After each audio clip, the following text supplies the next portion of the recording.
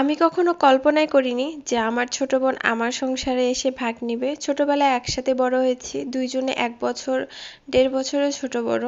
ও আর আমি একসাথে বড় হয়েছি। চাচাতো বোন, কিন্তু তারপরে নিজের বোনের মতনই একসাথে থেকেছি। আর যেহেতু আমাদের যৌথ ফ্যামিলি, সব ছোটবেলা থেকে একসাথেই থাকা, একসাথে পড়াশোনা করে যাওয়া আসা সবকিছুই। বিয়ে হওয়ার পরে শ্বশুরবাড়িতে চলে আসলাম, আর তারপর যখন বাপের বাড়িতে ঘুরতে গেলাম, তখন থেকেই দেখতাম যে কাকি আর বোন সবসময় আমার উপর হিংসা করতো। তো ভাবতো হয়তো যে আমি এত ভালো একটা ফ্যামিলিতে বিয়ে করেছি, যে আমি এত ভালো চাকরি করি, দেখতে সুন্দর, সবকিছু মিলে ওরা সবসময় কেমন যেন কথা বলতো আমার সাথে। বলতো আমি তার যোগ্য না, বা পড়াশোনায় আমি ঠিক তেমনটা ভালো ছিলাম না।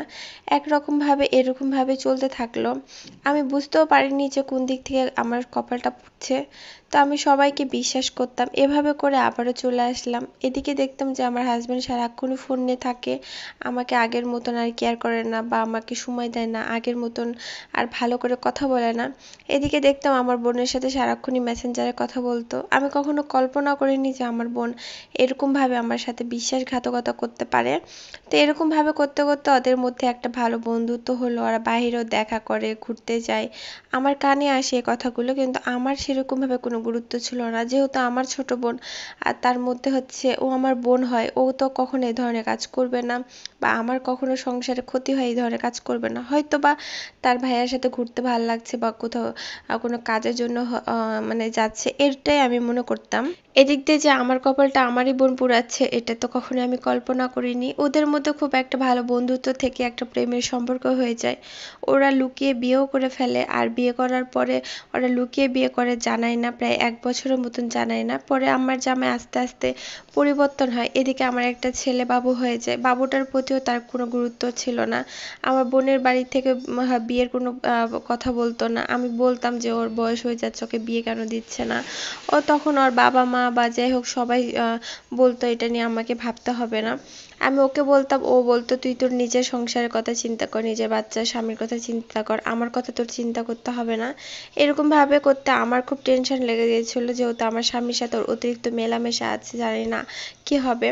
একদিন হঠাৎ করে দেখি যে আমার জামাই হচ্ছে ওর সাথে রেস্টুরেন্টে খাচ্ছে। আমি চলে আসলাম, যেহেতু বাচ্চাকে নিয়ে আমি গিয়েছিলাম, তো আমি আর রেস্টুরেন্টের মধ্যে আর ঢুকলাম না। বাসায় এসে জামাইয়ের সাথে একটু চিৎকার করে কথা বললাম, তখন জামাই বলল তোমারও যা অধিকার আছে ওরও তাই অধিকার আছে, তাই সে অধিকার থেকে ওকে নিয়ে গেছি। তখন আমি জিজ্ঞালাম কিসের অধিকার আছে? তখন তারা বলল যে তাকে সে বিয়ে করেছে, সে তার বউ হয়, আর ওকে তার ভালো লাগে তাই তাকে বিয়ে করেছে। তোমার তো কোনো সমস্যা হচ্ছে না, বা তোমার সংসারে আসছে না, তাহলে তোমার কি?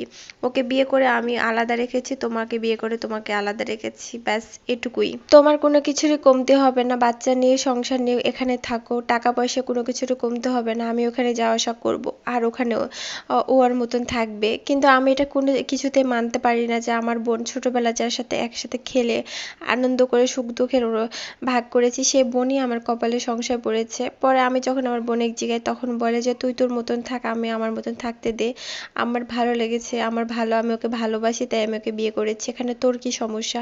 আমি তো তোর সংসারে যে আর ভাগ বসাইনি।